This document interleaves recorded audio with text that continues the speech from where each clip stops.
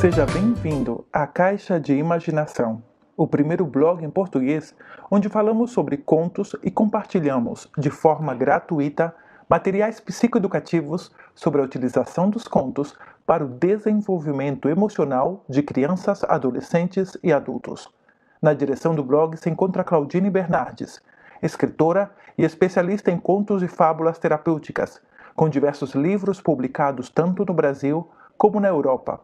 Claudine vive há 15 anos na Espanha e é editora das coleções Infantil e Didática na editorial espanhola Sara Alejandría, e também é formadora em conto-expressão, educação emocional e terapia através de contos.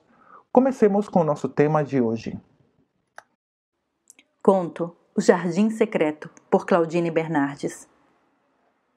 Ela tinha 11 anos, nada mais, quando a realidade da vida a atravessou como um punhal, fazendo com que o sangue jorrasse da sua alma rota. Ela recolheu os pedaços sem dizer palavra, tragou a realidade perversa como quem guarda um segredo num envelope lacrado. Ela tinha 12 anos, quando, olhando no espelho, percebeu que o seu sorriso era apenas uma quimera, uma mentira inventada para disfarçar a dor, guardada no envelope lacrado, que se tornara o seu coração. Ela tinha somente 13 anos, quando sentiu que dentro de si uma floresta escura havia crescido. Serpentes rastejavam, espinhos e plantas carnívoras ameaçavam a todos que, desprevenidos, se aproximavam. Sentiu-se sufocada, porque a floresta teimava em crescer dentro do envelope lacrado, e ela chorou de solidão. Ela tinha 14 anos, quando o carteiro, estendendo as mãos, esperou que ela lhe entregasse o envelope lacrado. Ela tinha apenas 14 anos e temia o que podia acontecer. Mas ele foi paciente e, sentado na varanda, esperou. Esperou e sorriu. E seu sorriso foi como o sol que derrete o gelo num dia de inverno, anunciando a esperança de uma primavera florida. Ela tinha 14 anos, quando estendeu as suas mãos vacilantes e lhe entregou o envelope lacrado. Quando o envelope tocou as mãos do carteiro, o selo se rompeu, deixando sair as serpentes que escaparam sorrateiramente. Ela tinha apenas 14 anos quando olhou para dentro de si e descobriu uma floresta viva, luminosa e colorida, nascida das sementes de realidade, iluminadas pelo sorriso de esperança. Enfim a primavera chegou e ela sorriu com a alma, com o rosto, com o corpo. Sorriu porque compreendeu que, inclusive, a mais escura e tenebrosa floresta se transforma num jardim florido, quando iluminada pelo sol da primavera. Oi, tudo bem? É uma alegria estar com você uma vez mais. Esse conto que você escutou, O Jardim Secreto, foi criado para a oficina de autoestima da psicóloga Lourdes Figueiredo e faz parte do nosso livro, que eu sou coordenadora editorial e também autora, que se chama Contos que Curam, Oficinas de Educação Emocional por Meio de Contos, e foi publicado pela editora Literary Books.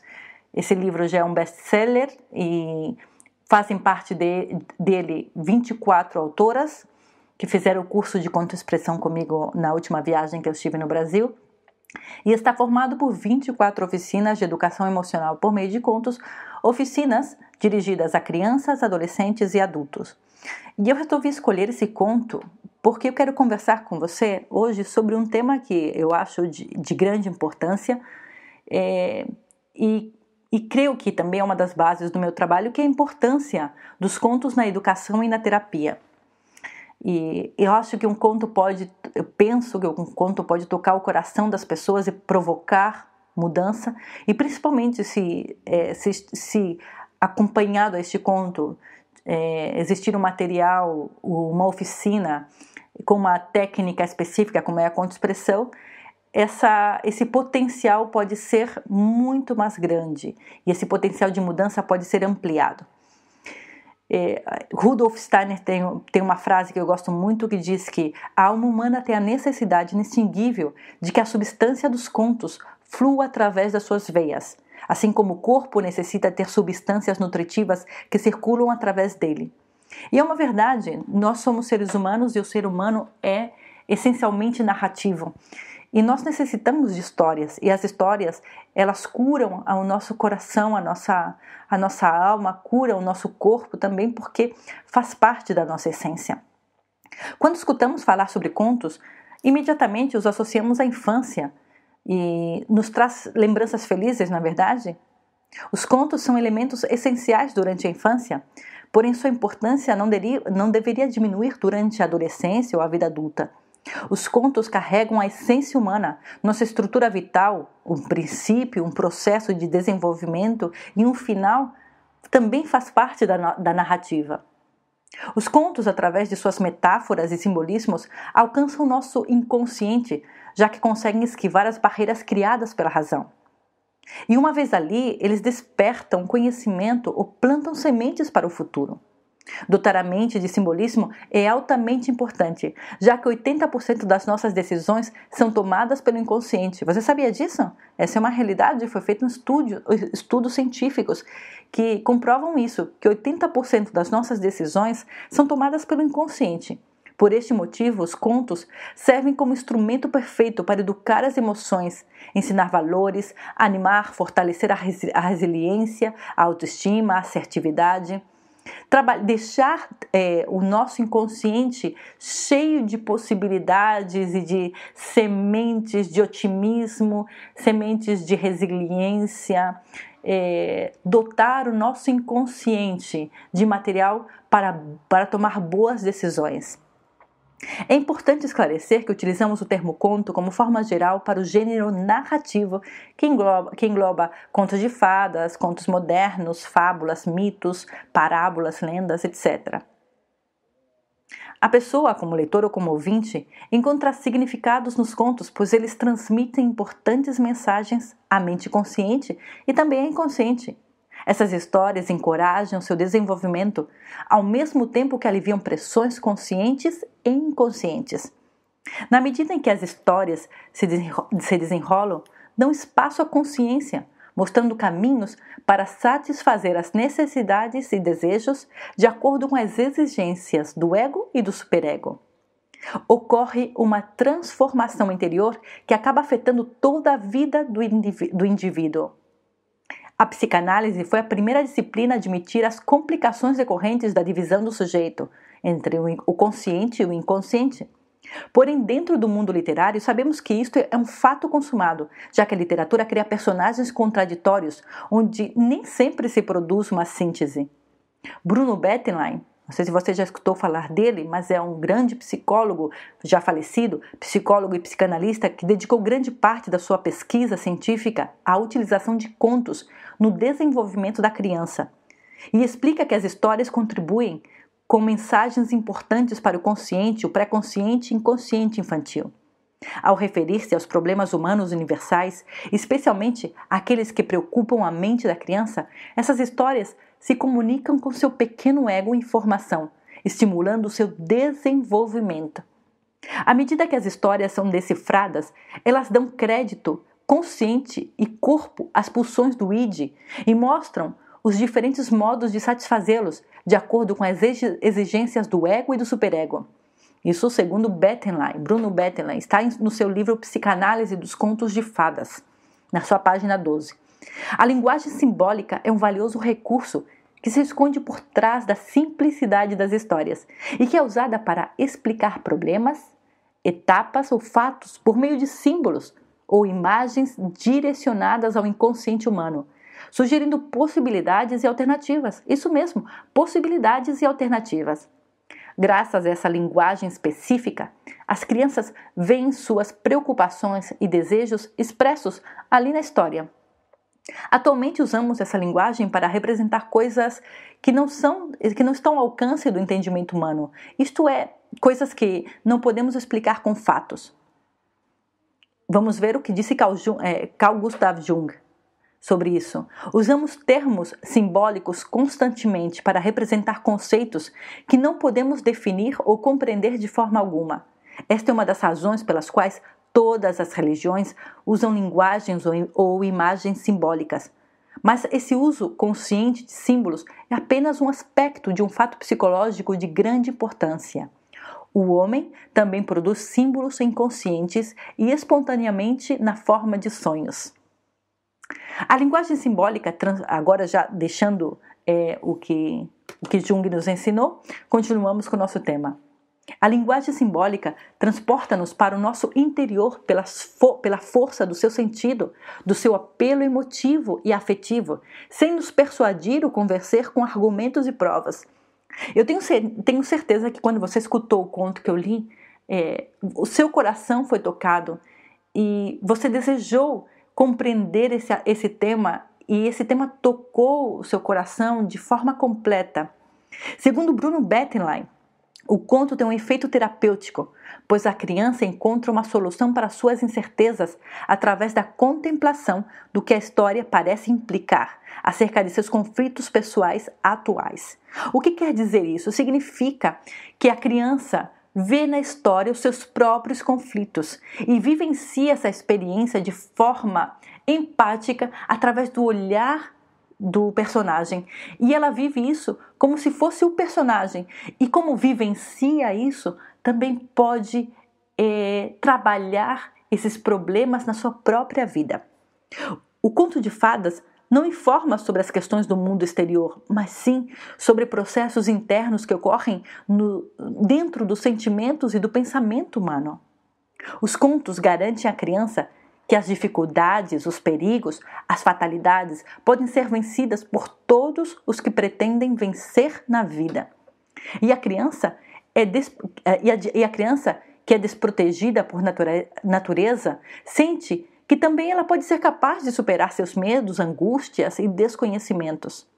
Mas isso não se aplica somente à criança, se aplica ao adulto, porque o conto, a literatura, por mais que nós queremos dividi-la em literatura infantil, literatura juvenil, um conto, quando toca o coração de alguém, toca o coração, sendo um conto pensado para a criança, pensado para o adolescente ou para o adulto. Um bom conto é para todas as idades. E agora seguimos. Pensando na criança, vemos que ela poderá aceitar com otimismo as decepções e as desilusões que vai encontrando, pois sabe que, assim como acontece nos contos, os esforços por vencer darão sua recompensa desejada. Vamos ver mais, vou fazer uma leitura da parte do livro do Bruno Bettelheim, Psicanálise dos Contos de Fada, na sua página 16, que diz assim: é exatamente esta a mensagem que os contos de fadas trazem à criança por múltiplas formas, que a luta contra graves dificuldades na vida é inevitável, faz parte intrínseca da existência humana, mas que se o homem não se furtar a ela e com coragem e determinação enfrentar dificuldades, muitas vezes inesperadas e injustas, acabará por dominar todos os obstáculos e sair vitorioso. Ou seja, os contos, eles ajudam no desenvolvimento da resiliência. Sendo assim, os contos possuem ao menos 5 funções ou utilidades que influenciam a vida do ser humano. A primeira dessas funções é a função mágica. Mágica no sentido da imaginação, que é estimular a imaginação e a fantasia. Lúdica, entretener e divertir. Terceiro, ética, transmitir ensinamentos morais e identificar valores. 4, espiritual, compreensão de verdades metafísicas e filosóficas. E por último, 5, terapêutica, encontrar nos personagens e situações referências para a nossa vida. Encontrar também orientação para compreender nosso mundo interior e nossos conflitos. Bem, eu espero que esse tema esteja sendo interessante para você, porque para mim, na verdade, é um tema que toca o meu coração, que me motiva seguir estudando e me ampliando. Tanto é verdade que depois de estudar, de fazer a minha especialização em contos e fábulas terapêuticas, de começar a utilizar os contos na educação, de começar a difundir esse trabalho nas redes sociais e ver o resultado, ver pessoas colocando em prática o que eu ensinava, eu criei uma metodologia que se chama conto-expressão. E quero falar agora um pouco sobre essa metodologia que serviu de norte para a criação de muitas oficinas, de muito material, inclusive desse livro Contos que Curam, e também para o meu livro Carlota Não Quer Falar, e para Amendoeira Triste, e para tantos outros que estou preparando agora. Mas antes de explicar o que é a conto-expressão, gostaria de compartilhar com você como foi que eu criei essa metodologia. Como mãe de uma criança com TDAH, encontrei-me em uma situação muito complicada, já que diante do grande desafio de educar o meu filho, percebi que não possuía as ferramentas necessárias para ajudá-lo. Ao mesmo tempo, percebi que era necessário investir na sua educação emocional. Na minha necessidade de encontrar uma maneira de comunicar-me com ele, observei que ao utilizar contos, a nossa comunicação era mais fluida. Além disso, ele entendia melhor o que eu queria ensinar-lhe. Por essa razão, resolvi estudar profundamente tanto a educação emocional como os contos terapêuticos. Ao fazer um mestrado nessa área e vários estudos posteriores, percebi o poder dos contos na educação emocional. Porém, me deparei com a falta de ferramentas práticas que ajudassem a alcançar resultados palpáveis. Ou seja, tudo era muito efímero, tudo era muito... Era muita teoria e pouca prática realmente. Dediquei-me, então, eu comecei a estudar e dediquei o meu tempo a construir uma metodologia prática formada por 4 ferramentas para a aplicação dos contos na educação e na terapia.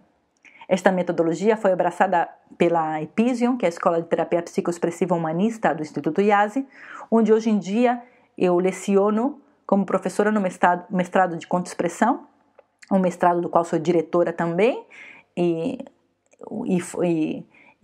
fui contratada pela Epision para construir esse mestrado baseado nesta metodologia. Mas o que é a conto-expressão? A conto-expressão é a arte de compartilhar, provocar e despertar conhecimento de forma sensorial e simbólica através de contos. É uma técnica que busca produzir mudanças de pensamento que culminarão em mudanças de conduta, auxiliando o ser humano no árduo processo de buscar uma melhor versão de si. A conto-expressão é considerada uma arte, já que partimos do ponto de vista de que o educador, dentro desse conceito, integramos todos aqueles que de alguma forma compartilham conhecimento, pais, mães, professores, arteterapeutas, contadores de histórias, todos aqueles que compartilham conhecimento são educadores e também são artistas. A educação é a arte de inspirar no outro o desejo de aprender e transcender. É a arte de comunicar e despertar conhecimento de forma consciente e respeitosa. Você poderá observar na estrutura das oficinas que eu crio que utilizamos esta técnica não com o objetivo de impor conhecimento, mas sim de compartilhar, despertar e provocar conhecimento através de uso de símbolos existentes no conto. É uma experiência sensorial, utilizando o inconsciente, utilizando a experimentação corporal desses símbolos que serão transportadas do mundo das ideias e do inconsciente ao mundo material. Os participantes das oficinas expressam os símbolos internos de forma material, podendo observá-las e comunicar-se com eles, interpretando com o desejo de aprender, de se conhecer melhor. Tudo isso é feito utilizando 4 ferramentas conto-expressivas. E vamos ver quais são essas ferramentas?